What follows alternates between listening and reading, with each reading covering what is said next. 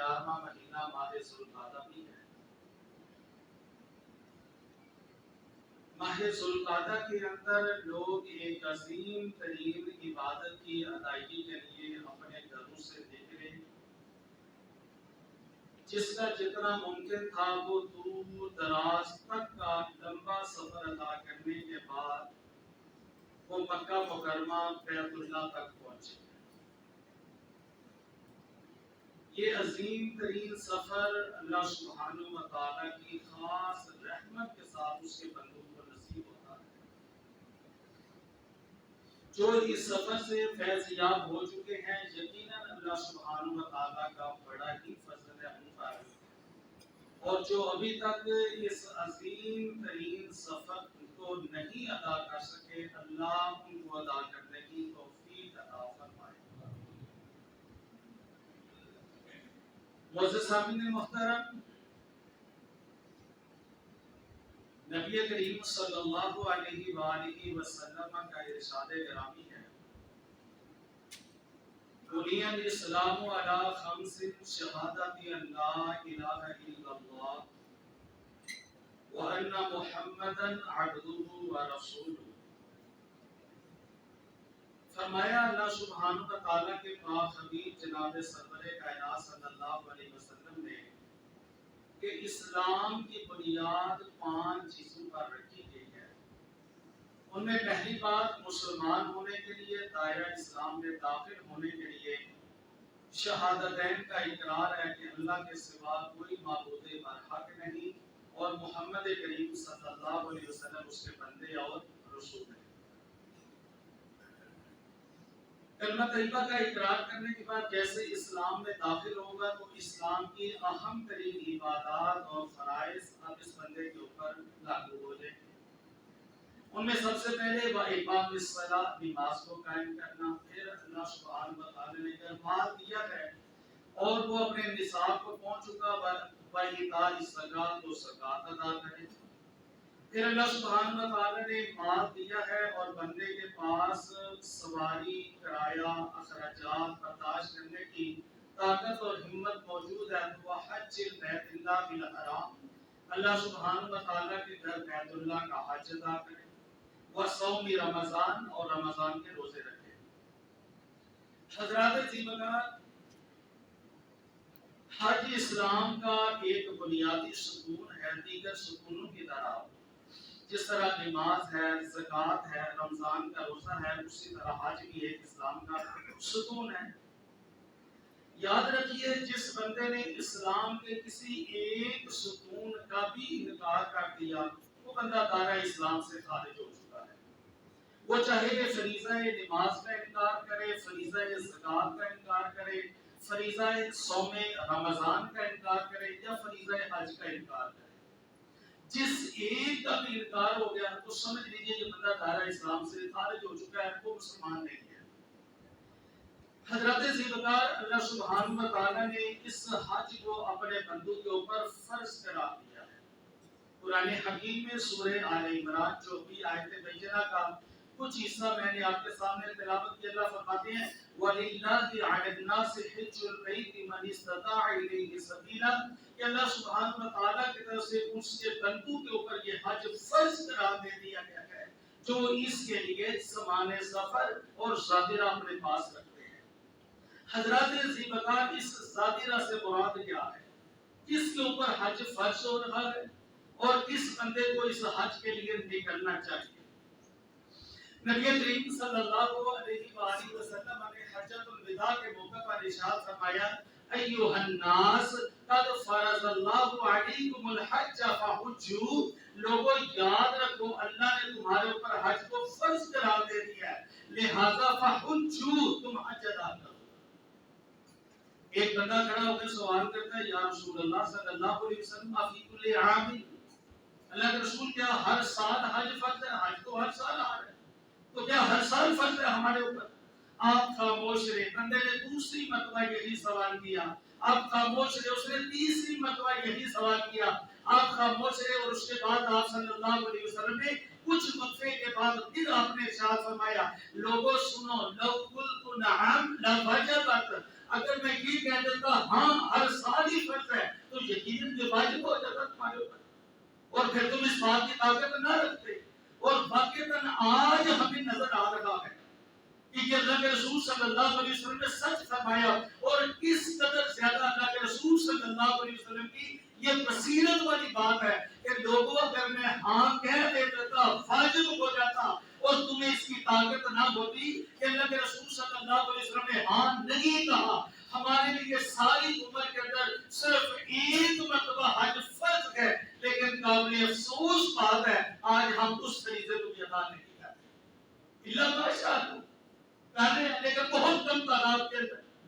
آپ ذرا اندازہ لگائیے کیا میرے اوپر حج فرض نہیں ہے؟ آئیے ذرا فریضہ حج کے لیے میں سمجھتا ہوں میرے اوپر تو حج ہے کہ میرے اوپر حج کیسے فرض ہو گیا؟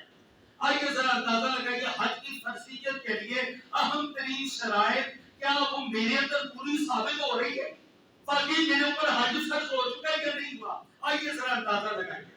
سب سے پہلی بات اسلام، صرف مسلمان کے اوپر حج فرض ہے۔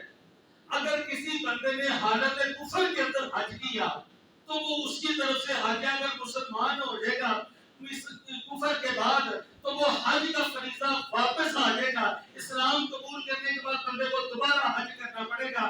یہ حج فرض صرف اور صرف مسلمان کے اوپر ہے، تو یقیناً ہم سارے مسلمان ہیں۔ اس کا مطلب یہ ہوا کہ پہلی شرط کے مطابق بھائیوں اور بہنوں ہم تمام تر کے اوپر حج فرض ہے، کیونکہ ہم سارے کے سارے مسلمان ہیں۔ اب ہم حج کی دوسری شرط کو اٹھاتے ہیں کہ اللہ کے رسول صلی اللہ علیہ وسلم کی طرف سے جو شرائط لگائی گئی اور ہم تک پہنچ رہی ہیں ان میں دوسری شرط ہے انسان عاقل ہونا چاہیے۔ نبی کریم صلی اللہ علیہ وسلم نے مجنون کو، دیوانے کو، جس کی عقل ہی نہیں ہے، اس پاگل کو مرفوع قلم قرار دے دیا ہے۔ اس کے اوپر اسلام کے کوئی احکامات فرض اور واجب نہیں ہے، وہ ادا کر لے تو اللہ اس کو اجر دے گا، مگر اللہ سبحانہ و تعالیٰ نے جب اس سے عقل ہی چھین دی ہے، اس کے اندر سوچ کا مادہ ہی موجود نہیں ہے، وہ کسی بات کو سمجھتا ہی نہیں ہے، تو اللہ سبحانہ و تعالیٰ نے اس کے اوپر فرائض کو مسلط نہیں کیا۔ تو بھائیو ہم سارے ماشاءاللہ صاحب عقل لوگ ہیں، سب کی عقل ہے، تو اس کا مطلب یہ ہوا دوسری شرط کے مطابق بھی حج تمام تر کے اوپر فرض ہو چکا ہے۔ اب تیسری شرط ہے بلوغت کی، جب انسان بالغ ہو جائے تو اس کے اوپر حج فرض ہو جاتا ہے، نابالغ کے اوپر حج فرض نہیں ہے۔ جس طرح حجۃ الوداع کا موقع ہے، اللہ کے رسول صلی اللہ علیہ وسلم اپنے حج کے فرائض کو، ارکان کو ادا فرما رہے تھے، ایک عورت آئی اور اس کے پاس ایک معصوم بچہ تھا جو اس کی گود میں تھا، اس نے اپنے بچے کو اٹھا کر اللہ کے رسول صلی اللہ علیہ وسلم کو اس بچے کی طرف متوجہ کیا اور سوال کیا اللہ کے رسول بتلائیے کیا اس بچے کے اوپر حج ہے؟ اللہ کے رسول کیا یہ بچہ حج کر سکتا ہے؟ نبی پاک صلی اللہ علیہ وسلم نے فرمایا نام حج کیجئے، یہ بچہ بھی حج کر سکتا ہے۔ والا کہ اجرن، یہ بچہ معصوم ہے، ابھی بالغ نہیں ہے، نابالغ ہے، اگر یہ بچہ حج کرے گا تو اس کی ماں ہے جو اسے حج کروا رہی، اللہ سبحانہ و تعالیٰ تجھے اپنے حج کا بھی ثواب دیں گے اور اس معصوم بچے کو جو تو حج کروا رہی اللہ اس کا بھی اجر تمہیں عطا فرمائے گا، تمہیں دوہرا اجر ملے گا۔ تو جب یہ بالغ ہو جائے گا تو اس کی حج کی فرضیت اس کے اوپر واپس پلٹ آئے گی۔ مطلب یہ ہوا کہ تیسری شرط ہے انسان کا بالغ ہونا۔ جب انسان بلوغت کو پہنچے تو سمجھ لیجیے اس کے اوپر حج فرض ہو چکا ہے۔ بھائیوں اب ذرا سوچ لینا، ہم میں سے جو بالغ بیٹھے ہیں نا، جو اکثریت ہے، مرد و خواتین جو جمعے کے لیے حاضر ہوئے ہیں، اکثریت بالغ لوگ ہیں، ان تمام تر کے اوپر حج تیسری شرط کے مطابق بھی فرض ہو چکا ہے۔ اب چوتھی شرط کی طرف چلیے، انسان آزاد ہونا چاہیے، غلام نہ ہو، قیدی نہ ہو۔ جو بندہ قید کی زندگی گزار رہا ہے، غلامی کی زندگی گزار رہا ہے، ایسے انسان کے اوپر حج نہیں ہے، اس کی فرضیت بھی ثابت ہو جاتی ہے، چونکہ وہ اپنے آقا کے حکم کا پابند ہے، اس کی طرف سے اجازت ہوگی تو وہ بندہ چلے گا۔ تو غلام کے اوپر حج نہیں ہے، آزاد بندے کے اوپر حج ہے۔ تو بھائیو ذرا سوچئے اس چوتھی شرط کے مطابق بھی ہم تمام تر کے اوپر حج فرض ہو رہا ہے، چونکہ سارے کے سارے آزاد لوگ بیٹھے، جہاں پر غلام موجود نہیں ہے، قیدی موجود نہیں۔ اب حج کی پانچویں شرط اور آخری شرط وَلِلَّهِ عَلَى النَّاسِ حِجُّ الْبَيْتِ مَنِ اسْتَطَاعَ إِلَيْهِ سَبِيلًا کہ وہ بندہ جو صاحب استطاعت ہے، جس کے پاس طاقت موجود ہے جسمانی طور پر، مالی طور پر، اس بندے کے اوپر حج فرض ہو چکا ہے۔ اب جس کے پاس کرائے کے اخراجات موجود ہیں، اس بندے کے اوپر حج فرض ہے، صادرہ موجود ہے، حج فرض ہے۔ اب آپ خود اندازہ لگائیے کس بندے کے پاس اتنا کرایہ موجود ہے کہ وہ حج کے لیے جا سکے، تو سمجھ لیجیے اس بندے کے اوپر حج فرض ہو چکا ہے۔ اب اسے چاہیے فریضہ حج کو ادا کرے۔ اور بھائیوں اللہ کے لیے ذرا سوچئے تو صحیح، کیا آج ہماری یہ سوچ نہیں بن چکی؟ بھائی میرے پاس اگر سرمایہ آتا ہے، میرے پاس پیسے آئیں گے تو میں کیا سوچوں گا؟ پہلے میں اچھا سا مکان کو بنا لوں، بہترین جگہ پر اچھی لوکیشن میں پلاٹ حاصل کر لوں، اس کے بعد گاڑی بنا لوں، بہترین میں رہائش گاہ تعمیر کر لوں، اچھا زمین کا ٹکڑا بنا لوں، بہترین کاروبار اسٹیبلش کر لوں، اس کے بعد دیکھوں گا جب پورا ہو جاؤں گا تو میں حج کے لیے چلا جاؤں گا۔ اللہ کے بندو، یہ اللہ کے فریضے کو اس کے حق ادا کرنے کے لیے یہ ایک مسلمان کی سوچ ہوا کرتی ہے، جو آج میرے مسلمان بھائی کی بن چکی ہے۔ اللہ کے بندو، جب حج اللہ نے فرض کر دیا، پیارے پیغمبر صلی اللہ علیہ وسلم نے ارشاد فرمایا جس کے اوپر حج فرض ہو جائے اسے چاہیے وہ فوراً سارے کام چھوڑ دے، پہلے حج کو ادا کرے۔ ممکن ہے اگر وہ حج پہ نہیں جاتا تو کوئی بیماری اس کے اوپر حملہ کر دے، جس بیماری کی وجہ سے بندہ وہ حج پہ نہ جا سکے۔ ممکن ہے اس بندے کے اوپر کوئی آفت کو مصیبت ہی آ جائے، بندے کا سرمایہ ہی ضائع ہو جائے، بندے کے پاس پیسہ ہی باقی نہ بچے، جو سابرہ کے طور پر بندے نے استعمال کرنا تھا اور بندے نے حج پر جانا تھا، اس آفت اور مصیبت اور بلا کی وجہ سے بندے کا پیسہ ضائع ہو جائے۔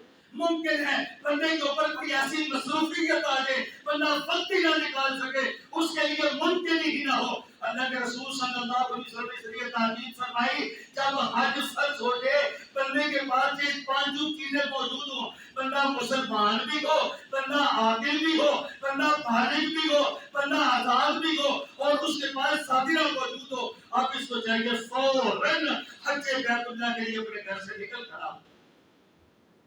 بھائیو خود اپنا جائزہ لیجیے، اب اللہ کے لیے جائزہ لیجیے، میں کہاں پہ کھڑا؟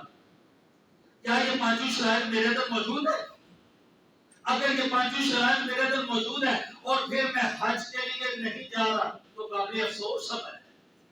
اور اسی حالت میں اگر بندہ دنیا سے چلا گیا تو فرق یہ اس کے ذمہ کیا ہے؟ اسی حالت میں اگر چلا گیا تو یہ اللہ کے ہاں جواب نہیں ہوگا۔ اللہ اس سے سوال کرے گا بندے میں نے تمہیں سرمایہ دیا تھا، پھر تو نے میرے گھر کا حج کیوں نہیں کیا؟ اس لیے اللہ کے ہاں جواب نہیں ہونا ہے۔ اور اگر کسی کے ساتھ ایسا معاملہ ہو چکا ہے تو اسے اس پر عمل کرنا چاہیے۔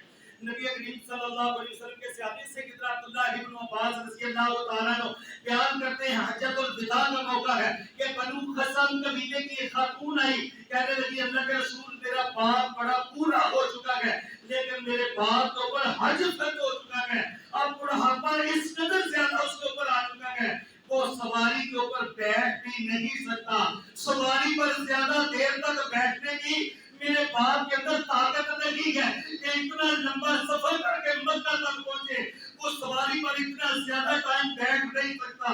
اللہ کے رسول اب میرے باپ کے لیے کیا حکم ہے؟ کیا میں اپنے باپ کی طرف سے حج کر دوں؟ نبی پاک صلی اللہ علیہ وسلم نے ارشاد فرمایا ہاں تو اپنے باپ کی طرف سے ضرور حج ادا کر۔ مطلب یہ ہوا کہ اگر انسان کو اللہ سبحانہ و تعالیٰ نے مالی طور پر مستحکم کر دیا ہے، مال تو اس کے پاس موجود ہے کہ وہ فریضہ حج کو ادا کرے، لیکن جسمانی طور پر اس کے اندر طاقت موجود نہیں ہے کہ وہ حج کے لیے جا سکے، سفر کر سکے، بیماری نے اس کے اوپر یا بڑھاپے نے اس کو آگے گھیر دیا ہے، اب وہ بندہ سفر نہیں کر سکتا، لیکن حج کی ساری شرائط پوری ہو چکی ہے۔ اس بندے کو چاہیے اگر خود نہیں جا سکتا تو اپنی طرف سے حج بدل کروا لے۔ سرور کائنات صلی اللہ علیہ وسلم نے حجۃ الوداع کے موقع پر ایک بندے کو دیکھا، وہ تلبیہ پکارا تھا، لبیک شکرما تھا کہ میں حج کے لیے حاضر شکرما کی طرف سے۔ آپ نے سنا اور اسے بلایا، اللہ کے بندے ادھر آؤ، یہ شکرما کون ہے؟ کیسا تلبیہ پڑھ رہے ہو؟ کہنے لگا اللہ کے رسول میرا کوئی بھائی ہے، عزیز ہے، وہ حج کے لیے نہیں آ سکا، وہ بیمار ہے اور اس نے اپنی طرف سے مجھے حج کے لیے بھیجا ہے، میں حج اس کی طرف سے کرنے کے لیے آیا ہوں۔ نبی پاک صلی صلی اللہ علیہ وسلم نے ارشاد فرمایا اچھا مجھے یہ بتلاؤ کیا تم نے اپنی طرف سے حج کیا بڑا حج کیا؟ کہنے لگا نہیں اللہ کے رسول میں نے خود تو حج نہیں کیا میں تو پہلی دفعہ آیا اور پہلی دفعہ بھی اپنے اس بھائی کی طرف سے آیا ہوں۔ نبی پاک صلی اللہ علیہ وسلم نے ارشاد فرمایا پھر تلبیہ کو تبدیل کرو اب تلبیہ کہو لبیک اللہم لبیک لبیک لا شریک لک لبیک ان الحمد والنعمت لک والملک لا شریک لک۔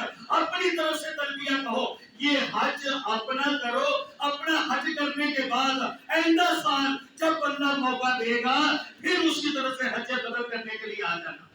مسئلہ کیا سب میں آیا کہ اگر کوئی انسان کے پاس مال موجود ہے لیکن جس کے پاس مال نہیں اس کے اوپر حج نہیں ہے، لیکن جس کے پاس مال موجود ہے لیکن جسمانی طور پر بندہ اس قابل نہیں ہے کہ وہ حج کے لیے جا سکے، اسے چاہیے پھر ایسے بندے کو حج کے لیے بھیجے جس نے پہلے اپنا حج کر دیا ہو اور اب وہ اس کی طرف سے حج کرنے کے لیے جائے گا۔ اب وہ اپنا نہیں بلکہ اس کے نام کا تلبیہ پڑھتے ہوئے اس کی طرف سے حج ادا کرے، اسے چاہیے حج بدل کروا لے۔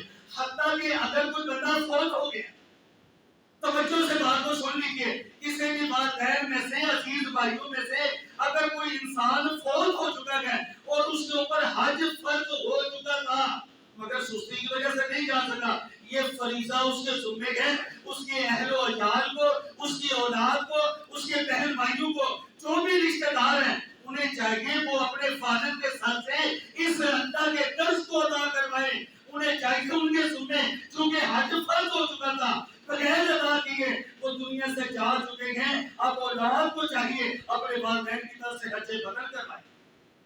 بے شک وہ وفات پا چکے ہیں لیکن وہ اللہ کے ہاں جواب دیں گے، اس فریضے کو ادا کرنا ضروری ہے ان کے لیے۔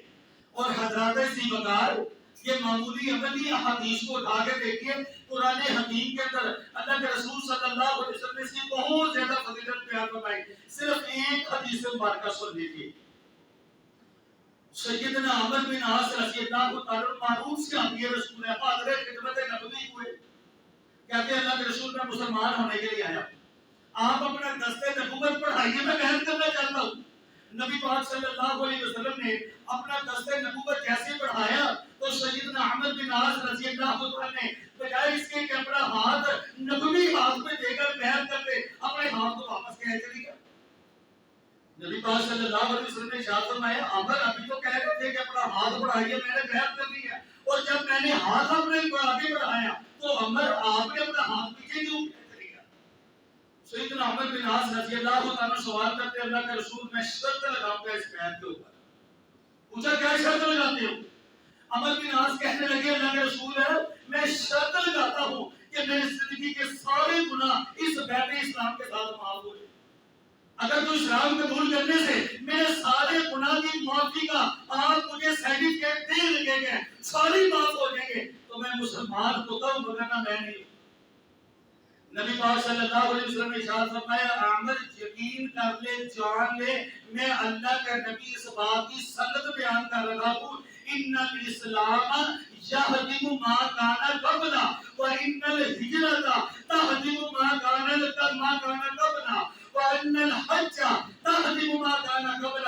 اے عامر یقین کر لو اسلام قبول کرنے سے بندے کے زندگی کے تمام تر گناہ معاف اور اسی طرح دین اسلام کی خاطر ہجرت کرنے سے بندے کے سارے گناہ معاف اور اسی طرح اللہ کے گھر بیت اللہ کا حج کرنے کی وجہ سے بندے کے زندگی کے سارے گناہ معاف ہو جاتے ہیں۔ تو بھائیوں زندگی کے سارے گناہوں کی معافی کا سرٹیفکیٹ اللہ نے حج جیسے عمل کے ساتھ رکھا ہے اور پیارے پیغمبر نے ارشاد فرمایا رجا کا یوم فرضتہ حج سے حاجی واپس ایسے پلٹتا ہے جیسے اللہ سبحانہ و تعالی نے آج ہی اس کو پیدا کیا ہو اور ماں کے پیٹ سے آج جنم دیا ہو کہ اس بندے کے کھاتے میں کوئی گناہ باقی نہ ہو۔ حاجی اس انداز سے گناہوں سے پاک ہو کر واپس پلٹتا ہے۔ اس لیے بھائیوں حج میں لگنے والا جتنا پیسہ، عمرے میں لگنے والا جتنا پیسہ ہے یہ سارا کا سارا اللہ کے ہاں بندے کے لیے صدقہ لکھا جاتا ہے۔ اللہ کے ہاں بندے کے لیے صدقہ لکھا جاتا ہے، یہ ضائع نہیں ہوتا۔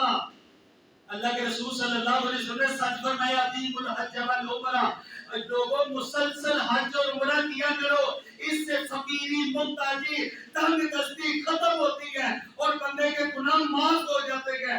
لوگوں تنگ دستی ختم کرنے کا، محتاجی ختم کرنے کا میرے نبی پاک صلی اللہ علیہ وآلہ وسلم نے حج اور عمرہ کرنے کا طریقہ سکھایا۔ ہم کہتے ہیں نہیں اتنا پیسہ لا گیا تو بڑے محتاج ہو جائیں گے، کاروبار کیسے کریں گے؟ کل کو بیٹی کی شادی کرنی ہے کیا کریں گے؟ ابھی مکان بھی نہیں بنایا، ابھی تو میں نے گاڑی نہیں خریدی، بڑے لمبے لمبے منصوبے۔ بندے یہ سارے کام ادھورے رہ جائیں گے، لیکن اگر حج جو تیرے سننے کے بندے یقین کر لے اگر وہ رہ گیا تو تو اللہ کے ہاں جواب دے گئے، اور اس جواب دہی سے بچنے کے لیے حج کو ادا کر تاکہ سرخرو ہو کر زندگی گزار اور کل قیامت کے دن اللہ کے حضور اپنے امتحان میں کامیابی اور کامرانی کو سمیٹ لینا۔ اللہ سبحانہ وتعالی سے دعا کو پروردگار ہمیں فریضہ حج صحیح طریقے سے بروقت اور ذمہ داری کے ساتھ ادا کرنے کی توفیق عطا فرمائے۔ اقول قولی ھذا واستغفر اللہ لی ولکم والحمد للہ رب العالمین۔